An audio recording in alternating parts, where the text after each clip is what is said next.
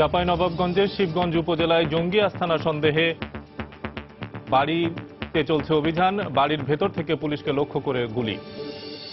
জঙ্গিবাদ নির্মূলে আইন শৃঙ্খলা বাহিনীর ভূয়সী প্রশংসা করলেন প্রধানমন্ত্রী। বললেন, প্রতিটি সদস্য দায়িত্ব পালন করছে নিষ্ঠার সাথে।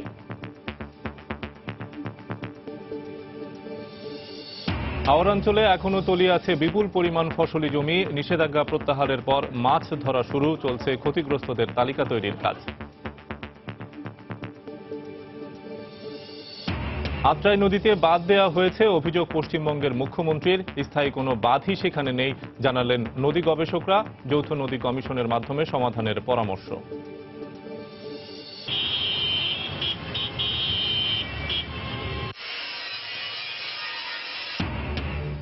এবং কর্মব্যস্ত নগরীগুলোতে পাল্লা দিয়ে বাড়ছে শব্দ দূষণ। তোয়াক্কা নেই নিয়ম নীতির। এই নীরব ঘাতক ভবিষ্যৎ প্রজন্মের জন্য হুমকি, আশঙ্কা চিকিৎসকদের।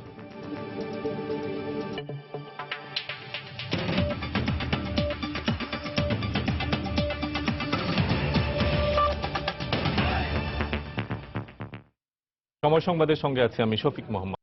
চাঁপাইনবাবগঞ্জের শিবগঞ্জ উপজেলায় জঙ্গি আস্তানা সন্দেহে ঘিরে রাখা বাড়িতে চলছে পুলিশ এবং আইন শৃঙ্খলা বাহিনীর অভিযান। গতকাল মধ্যরাত থেকে উপজেলার ত্রিমোহনী এলাকায় বাড়িটিকে ঘিরে রাখে তারা। এদিকে নিরাপত্তার জন্য পুরো এলাকায় 144 ধারা জারি করেছে প্রশাসন। পুলিশ জানায়, বেশ কিছুদিন ধরেই দেশের বিভিন্ন অঞ্চলে গোয়েন্দা প্রতিবেদনের ভিত্তিতে অভিযান চালাচ্ছিল পুলিশ এবং কাউন্টার টেরোরিজমের সদস্যরা। এরই ধারাবাহিকতায় মঙ্গলবার রাতে শিবগঞ্জের ত্রিমোহনী এলাকার ঝিন্টু হাজির বাড়িতে অভিযানে যায় তারা। এ সময় বাড়িতে প্রবেশ করতে গেলে ভেতর থেকে পুলিশকে লক্ষ্য করে গুলি করা হয়। আত্মরক্ষার্থে পুলিশও কয়েক রাউন্ড গুলি ছোড়ে। পরে পুলিশের পাশাপাশি কাউন্টার টেরোরিজম ইউনিটের সদস্যরা বাড়িটিকে ঘিরে অবস্থান নেয়। বাড়িটি রফিকুল ইসলাম আবু নামে এক ব্যক্তি কয়েক মাস আগে তার স্ত্রী এবং সন্তান সহ ভাড়া নেন।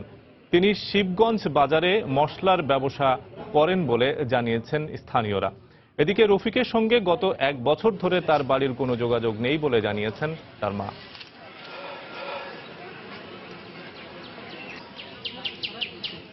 এই মুহূর্তে শিবগঞ্জে অভিযান স্থলে আছেন রিপোর্টার সাইফুর রহমান রকি। আমরা বিস্তারিত জানতে সরাসরি চলে যাচ্ছি তার কাছে। রকি। হ্যাঁ শফিক, আপনি যেমনটি বলছিলেন, চাঁপাইনবাবগঞ্জের শিবগঞ্জ উপজেলার কৃষ্ণচন্দ্রপুর গ্রামের ঠিক এই জায়গাটিতেই আসলে সেই ঘটনাটি ঘটেছে।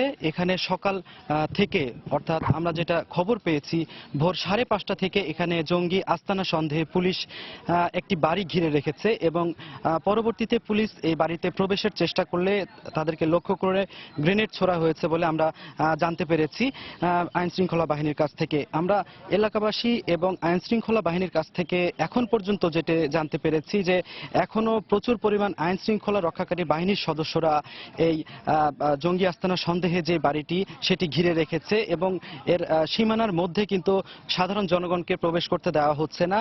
তবে প্রচুর পরিমাণ উৎসুক জনগণ, গ্রামবাসী, যারা কিন্তু এই আম বাগানের ভেতরে দিয়ে আসলে কি ঘটনা ঘটেছে, এখানে আসলে কত বড় জঙ্গি থাকে বা তার কাছে কি পরিমাণ বিস্ফোরক দ্রব্য পাওয়া যায়, সেই বিষয়গুলো জানার জন্য কিন্তু উন্মুখ হয়ে আছে।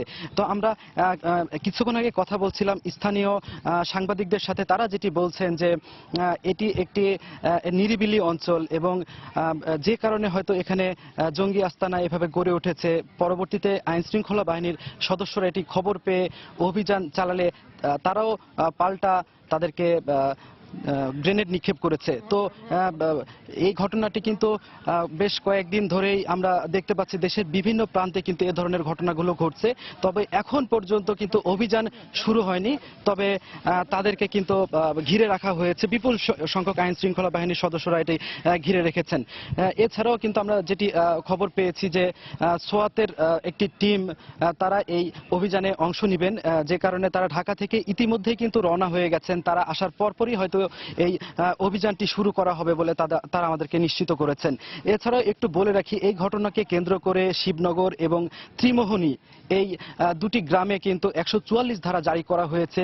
আপনারা দেখতে পাচ্ছেন দর্শক, সময় সংবাদের সরাসরি খবরের মাধ্যমে আমরা দেখানোর চেষ্টা করছি এখানে বিপুল সংখ্যক আইন শৃঙ্খলা বাহিনীর সদস্যরা কিভাবে এই জঙ্গিদেরকে মোকাবেলা করবেন, কিভাবে এই অভিযানটি পরিচালনা করবেন, এই জন্য বারবার কিন্তু তারা বিষয়গুলো নিয়ে কথা বলছেন। এবং এখানে আমরা মাইকিং করেও জঙ্গি যারা আছে তাদেরকে আত্মসমর্পণ করার জন্য বারবার তাগিদ দেওয়া হচ্ছে, এই বিষয়গুলো আমরা কিন্তু এখান থেকে শুনতে পাচ্ছি।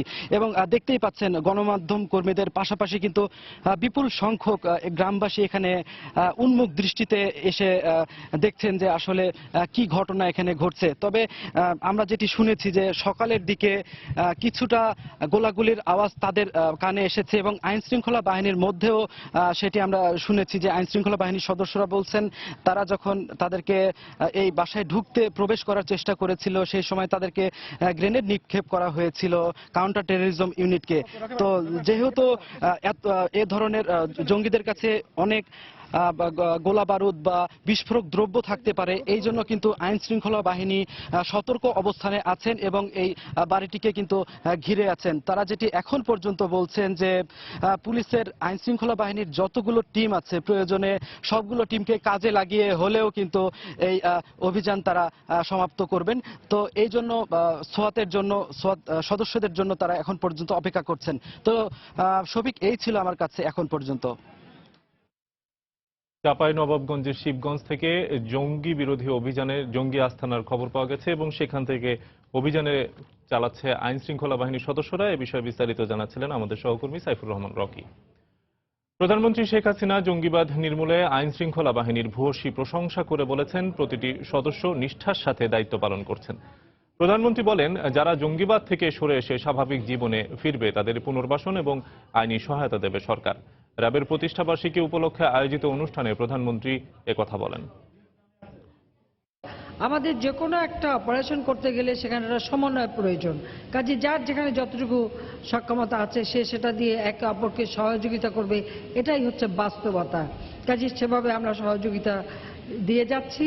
প্রতিটি প্রতিষ্ঠানের জন্যই আমরা তাদের চলাচল এবং তাদের উপর অর্পিত দায়িত্ব পালন যাতে আরো সহজভাবে হয় তার জন্য তাদেরকে সম্পূর্ণভাবে যা যা প্রয়োজন সবকিছু দিয়ে সুসংগঠিত করা, এটাই আমাদের লক্ষ্য। কাজে সেটাও আমরা করব।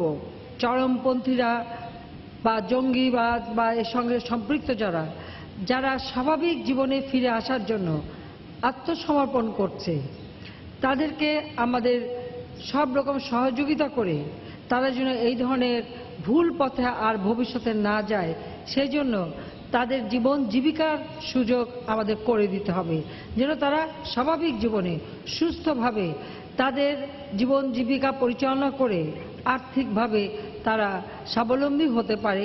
সে ব্যাপারে যা যা করণীয় সরকারের পক্ষ থেকে আমরা তা করব। শুধুমাত্র আত্মসমর্পণ করে ছেড়ে দিলে হবে না, তাদেরকে প্রতিষ্ঠিত করতে হবে যেন তারা আর এই ভুল পথে না যেতে পারে। নিষেধাজ্ঞা প্রত্যাহারের পর সুনামগঞ্জের হাওর অঞ্চলে জেলেরা মাছ ধরা শুরু করলেও অস্বাভাবিকভাবে কমে গেছে হাওরে মাছের পরিমাণ। এদিকে অপরিবর্তিত রয়েছে বন্যা পরিস্থিতি, এখনো তলিয়ে আছে বিপুল পরিমাণ ফসলি জমি। নিষেধাজ্ঞা উঠিয়ে দেওয়ার পর সন্তোষ প্রকাশ করলেও হাওরে জাল ফেলে মাছ পাচ্ছেন না জেলেরা। কৃষি বিভাগ বলছে রাসায়নিক পদার্থের কারণে পানি বিষাক্ত হয়ে মাছে মরক দেখা দেয়ায় অস্বাভাবিকভাবে কমে গেছে হাওরে মাছের পরিমাণ। এদিকে সকাল পর্যন্ত 1.5 লাখ হেক্টর জমির ধান হাওরের পানিতে তলিয়ে আছে বলে জানিয়েছে কৃষি বিভাগ। সুনামগঞ্জে ক্ষতিগ্রস্ত কৃষক এবং মৎস্যজীবীদের মধ্যে সরকার 1.5 লাখ ভিজিএফ কার্ড বিতরণের সিদ্ধান্ত নিয়েছে। গত 25 দিনে সুনামগঞ্জে বিভিন্ন হাওরে ফসল ডুবে থাকায় প্রায় 1.5 কোটি টাকার ফসল হানি সহ 2 কোটি টাকার মাছ ও হাঁস মারা গিয়েছে।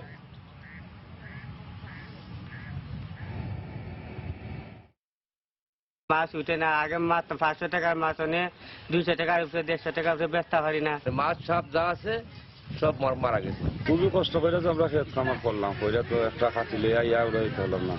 আমরা কোনো কিছু পাইছি না বা সরকারের কোনো সাহায্য পাইছি না। বীজ বিতরণ করছি এবং সব ক্ষুদ্র উপান্তিক কৃষকদের বিভিন্ন প্রকল্পভুক্ত কৃষক প্রশিক্ষণে অন্তর্ভুক্ত করিতেছি এবং আমরা আগামী কয়েকদিনের মধ্যে পূর্ণাঙ্গ ক্ষয়ক্ষতির একটা টাকার পরিমাণ এবং চাউলের পরিমাণে ক্ষয়ক্ষতির প্রতিবেদন সম্পন্ন করতে পারব। গত কয়েকদিনের টানা বর্ষণে লক্ষ্মীপুরে প্রায় 50,000 হেক্টর জমির রবি শস্য পানিতে তলিয়ে গেছে। এতে দিশেহারা হয়ে পড়েছেন কৃষকরা। অন্যদিকে উজান থেকে নেমে আসা পাহাড়ি ঢলে বোরো ফসল ডুবে যাওয়ায় বিপাকে পড়েছেন নেত্রকোনার চাষিরা। গত 19 এপ্রিল থেকে টানা বর্ষণে লক্ষ্মীপুরের রামগতি, কমলনগর এবং রায়পুর সহ 5 উপজেলার প্রায় 50,000 হেক্টর জমির রবি শস্য পানিতে তলিয়ে গেছে। খাল বিল পানিতে ডুবে যাওয়ায় সেচ দিয়ে ফসলি জমির পানি সরাতে পারছে না কৃষকরা। সবজি, বাদাম, মরিচ এবং ডাল জাতীয় রবি ফসল পচন ধরে ব্যাপক ক্ষতির আশঙ্কা দেখা দিয়েছে। এতে দিশেহারা হয়ে পড়েছেন কৃষকরা। অন্যদিকে টানা বৃষ্টি এবং উজান থেকে নেমে আসা পাহাড়ি ঢলে নেত্রকোনায় বিস্তীর্ণ এলাকায় বোরো ফলন ডুবে যাওয়ায় বিপাকে পড়েছেন কৃষকরা। কৃষি বিভাগ জানায়, জেলায় এবছর 1,84,320 হেক্টর জমিতে বোরো আবাদ হয়েছে। এর মধ্যে পানিতে তলিয়ে গেছে প্রায় 70,000 হেক্টর। সময় সংবাদে আরো থাকছে। রাজশাহীতে এবার আম লিচুর বাম্পার ফলনের প্রত্যাশা, ব্যবসা হতে পারে 500 কোটি টাকার। শব্দ দূষণ, কর্মব্যস্ত নগরীগুলোতে পাল্লা দিয়ে বাড়ছে দূষণ। পরিবেশ অধিদপ্তরের তথ্য বলছে, শব্দ দূষণের ভয়াবহতা মানুষের সহনীয় মাত্রার চেয়ে তা 1.5 থেকে 2 গুণ বেশি, যা শ্রবণ শক্তির ক্ষতি থেকে শুরু করে বধিরতা, উচ্চ রক্তচাপ, খিটখিটে মেজাজ, অমনোযোগ সহ নানা মানসিক সমস্যারও কারণ। শব্দ সচেতনতা দিবসে শাতিলা শারমিনের রিপোর্ট, ক্যামেরায় ছিলেন সাইদুল ইসলাম।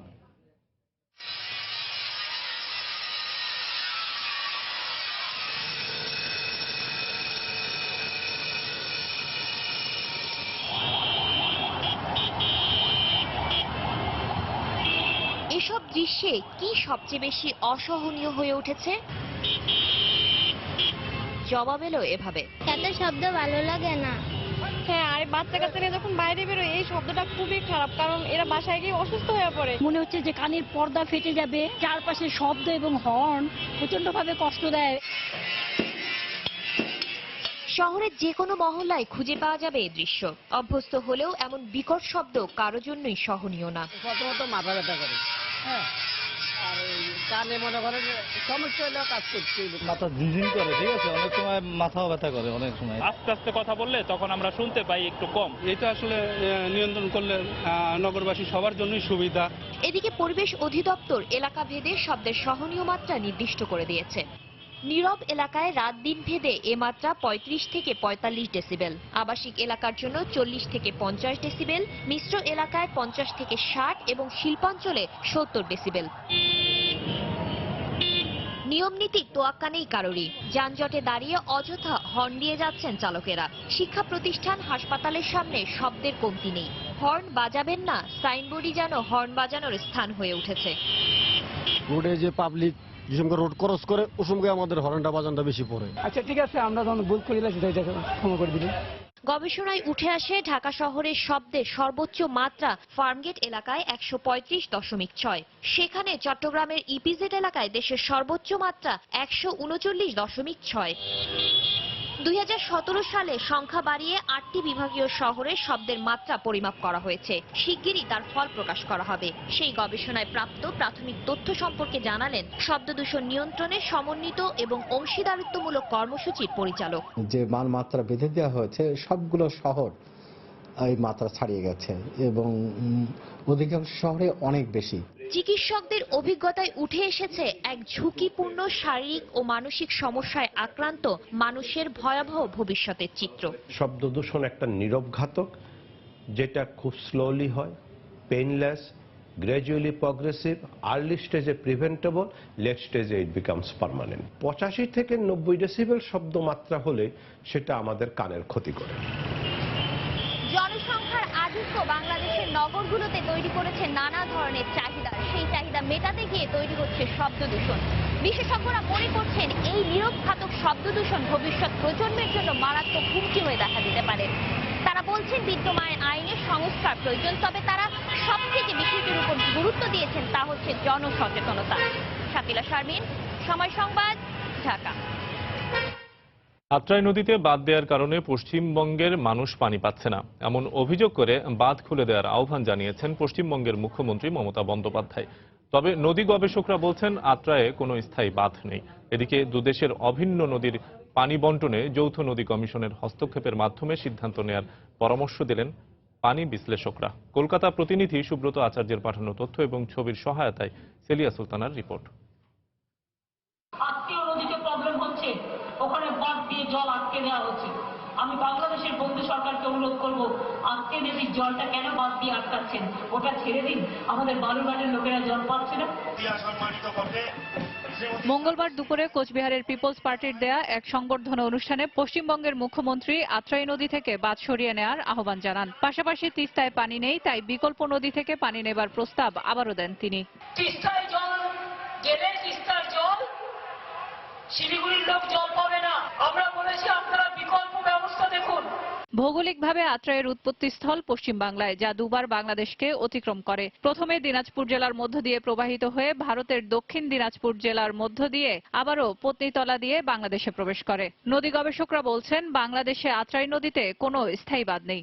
পানি রাজনীতি নিয়ে মমতা বন্দ্যোপাধ্যায় যে ষড়যন্ত্র করছেন এবং সেই ষড়যন্ত্র বিষয়ক তার যে বিভিন্ন সময়ের বিভিন্ন রকম মন্তব্য, কখনো তিনি ধানসিঁড়ির পানি দিতে চান, কখনো তিনি মানসিঁড়ির কথা বলেন, কখনো তুরসার কথা বলেন, কখনো জল ঢাকার কথা বলেন, এখন তিনি নতুন প্রসঙ্গ তুলেছেন আত্রাইয়ের কথা। আসলে প্রসঙ্গ তো হচ্ছে তিস্তা। তিস্তা নদীটি আগে পূর্বে করতোয়া, পশ্চিমে পুনর্ভবা ও মধ্যে আত্রাইয়ের মাধ্যমে প্রবাহিত হতো। 1787 সালে ভয়াবহ ভূমিকম্পের পর আত্রাই নদীর সাথে তিস্তার সংযোগ বিচ্ছিন্ন হয়। তবে তিস্তা সহ দুদেশের অভিন্ন নদীর পানি বন্টনে যৌথ নদী কমিশনের মাধ্যমে সমস্যা সমাধানের পরামর্শ এই বিশ্লেষকের। তিস্তার পানি তো কেবল সরিয়েই নেওয়া হচ্ছে না, সেটা আবার গঙ্গার উজানে পাঠিয়ে দেওয়া হচ্ছে এবং ভারতের আন্তঃনদী সংযোগ পরিকল্পনার সঙ্গে তার একটা যোগ হয়ে গেছে। তিস্তাতে গজলডোবা ব্যারেজ আছে, তার কারণে তিস্তায় আমরা পানি পাচ্ছি না। এখন মমতা যদি অভিযোগ করেন যে আত্রাইতে আমাদের এখানে বাদ দেওয়া আছে, তাহলে সেটা আমাদের যৌথ নদী কমিশন এটা আমাদের দেখতে পারে। মমতা বন্দ্যোপাধ্যায় পানি দিতে না চান, তাহলে এর জন্য কেন্দ্রীয় সরকার আছে। কেন্দ্রীয় সরকার যদি সাথে সম্মত সামর্থ্য না হয়, তাহলে আমরা মনে করি যে বাংলাদেশ সরকারের জাতিসংঘে এর প্রতিকার চাওয়ার আর কোনো বিকল্প নেই। এদিকে নীলফামারী তিস্তা নদীর উজানে ভারত জলপাইগুড়ির মালবাজার মহকুমায় গজলডোবায় বাঁধ নির্মাণ করে বাংলাদেশের স্বাভাবিক জলপ্রবাহ নিয়ন্ত্রণ করছে। তিস্তার মূল প্রবাহ ভারত প্রত্যাহার করে নেয় ডালিয়া ব্যারেজে আসা পানির প্রবাহ প্রায় শূন্য। এতে তিস্তা পাড়ের লাখ লাখ মানুষ বিভিন্নভাবে ক্ষতিগ্রস্ত হচ্ছে। সেলিয়া সুলতানা, সময় সংবাদ, ঢাকা। রাজধানীর গুলশানে অস্ট্রেলিয়ান দূতাবাসের সামনে ফুটপাত অবমুক্তর কাজ শুরু করেছে ঢাকা উত্তর সিটি কর্পোরেশন। সকাল থেকে গুলশানের 84 নম্বর সড়কে অস্ট্রেলিয়ান দূতাবাসের সামনে থেকে অভিযান শুরু করে কর্পোরেশনের কর্মীরা। এ সময় দূতাবাস সংলগ্ন ফুটপাত জুড়ে থাকা কংক্রিটের স্থাপনা বুলডোজার দিয়ে গুড়িয়ে দেয় কর্পোরেশনের কর্মীরা। এ সময় সেখানে উপস্থিত ছিলেন উত্তর সিটি কর্পোরেশনের প্রধান নির্বাহী মেসবাহুল ইসলাম। এই অভিযানে নিরাপত্তার পাশাপাশি সাধারণ মানুষের চলাচলের সুবিধা হবে বলে জানিয়েছে সিটি কর্পোরেশন। দূতাবাসগুলোর সঙ্গে সমন্বয় করেই এই অভিযান চলছে বলেও জানান তিনি।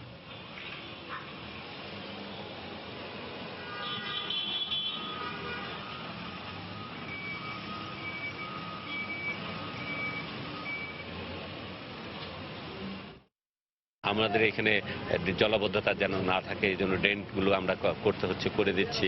আমরা ফুটপাথটা ফ্রি করে দিচ্ছি, জনগণ এখানে হাঁটতে পারবে, তাদের যেন সিকিউরিটি হ্যাম্পার না হয় সেই জন্য আমরা তাদের সাথে আলোচনা করে ট্রান্সপারেন্ট পুলিশ বক্স করে দিচ্ছি এবং তারা যেভাবে ফুটপাথগুলো যেভাবে চাচ্ছে তাদের সাথে নেগোসিয়েশনের ভিত্তিতে আমরা করে দিচ্ছি।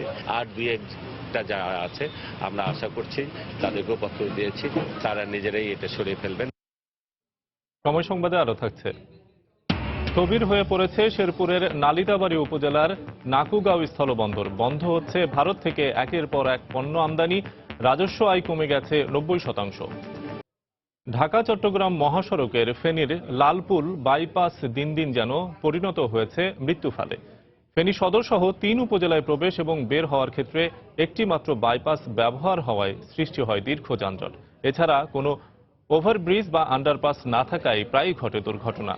এজন্য মহাসড়ক নির্মাণে পরিকল্পনাহীনতাকেই দায়ী করছেন সাধারণ মানুষ। স্থানীয় প্রশাসন বিষয়টিকে স্বীকার করে আশ্বাস দিল সমস্যা সমাধানের। মীর হোসেন রাসেলের ক্যামেরায় আতিয়া সজলের রিপোর্ট। মহাসড়ক 4 লেন করার পর ফেনী সদর উপজেলা, সোনাগাজী উপজেলা এবং ছাগলনাইয়া উপজেলার প্রায় 12 লাখ মানুষের লালপুল বাইপাস দিয়ে জেলা শহরে প্রবেশ এবং বাহির হওয়া অনেকটা কষ্টসাধ্য হয়ে পড়েছে। জেলা সদরের প্রবেশের দক্ষিণাঞ্চলের কয়েক লাখ মানুষের একমাত্র এই লালপুলের প্রবেশ পথে রাখা হয়নি কোনো ওভারপাস বা আন্ডারপাসের ব্যবস্থা।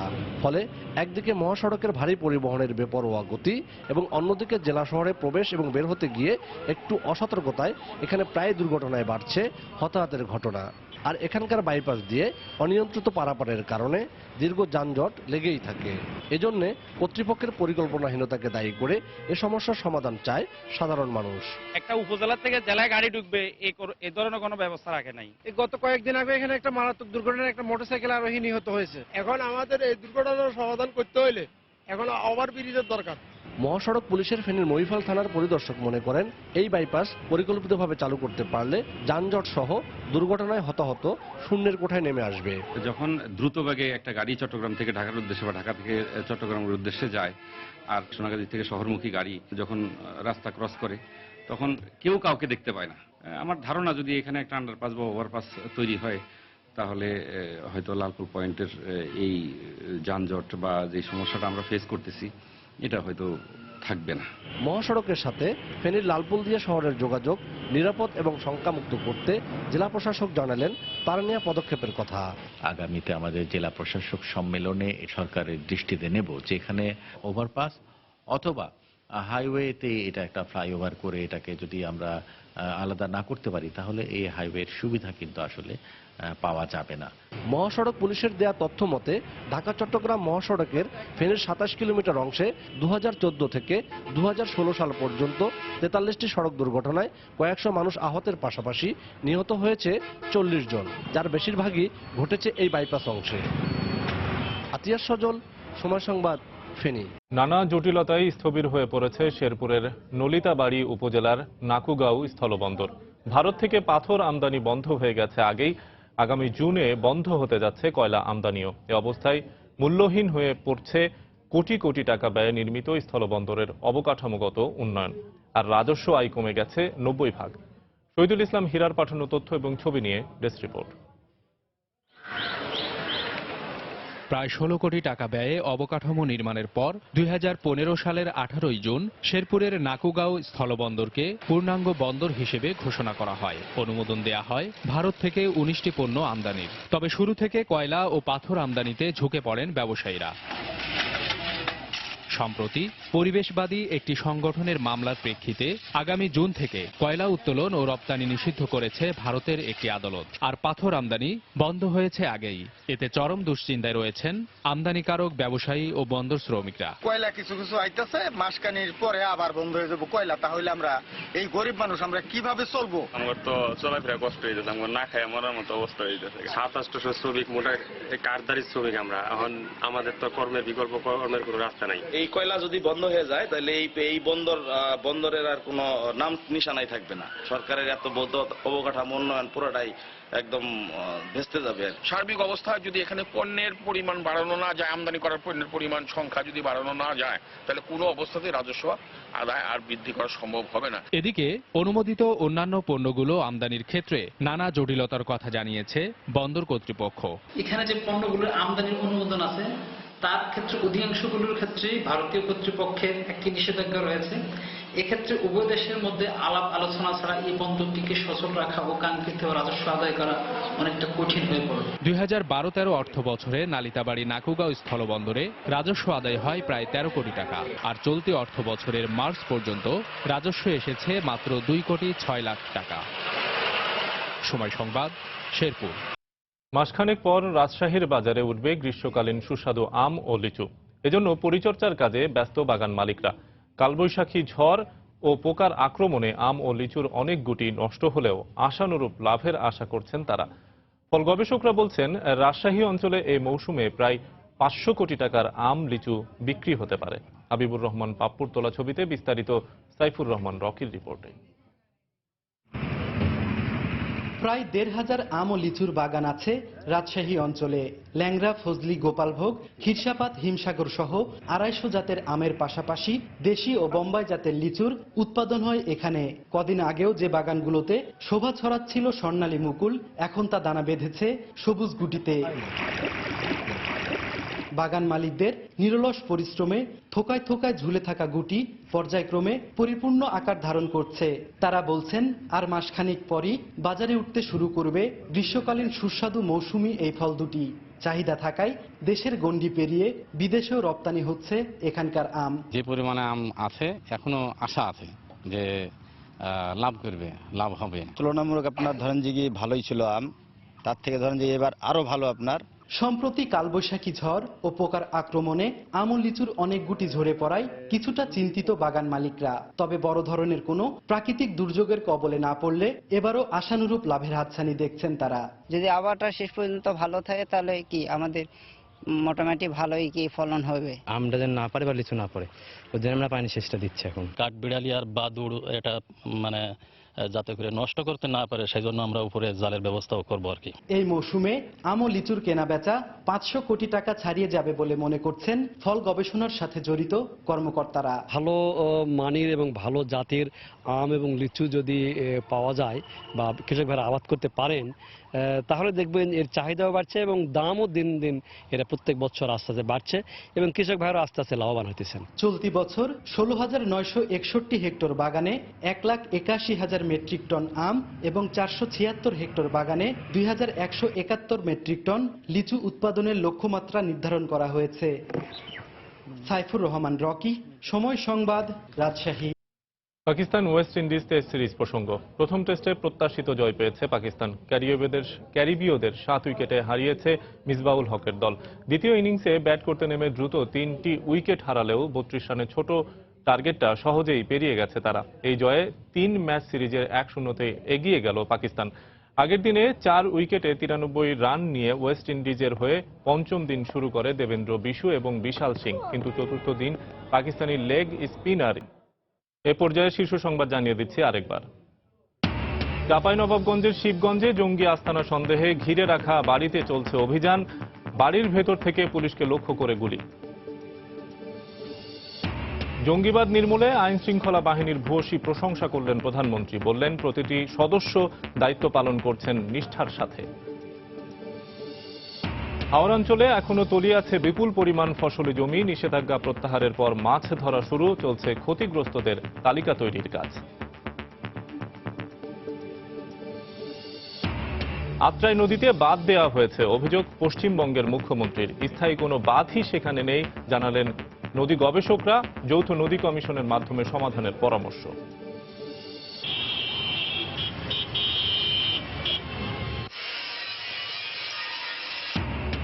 এবং কর্মব্যস্ত নগরীগুলোতে পাল্লা দিয়ে বাড়ছে শব্দ দূষণ। তোয়াক্কা নেই নিয়ম নীতির। এই নীরব ঘাতক ভবিষ্যৎ প্রজন্মের জন্য হুমকি, আশঙ্কা চিকিৎসকদের। এই ছিল এখনকার মতো। যে কোনো খবর পেতে ভিজিট করুন সময়নিউজ.tv। যে কোনো বাংলা লিংক ও রবি নম্বর থেকে সময় সংবাদের খবর, অনুষ্ঠান সম্পর্কে জানতে এবং যে কোনো তথ্য সময় সংবাদকে জানাতে ডায়াল করুন 16242 নম্বরে। এছাড়া এইমাত্র পাওয়া খবর আপনার মোবাইলে পেতে SMS করুন *BN লিখে পাঠিয়ে দিন 16242 নম্বরে। আর সঙ্গে থাকুন সময়।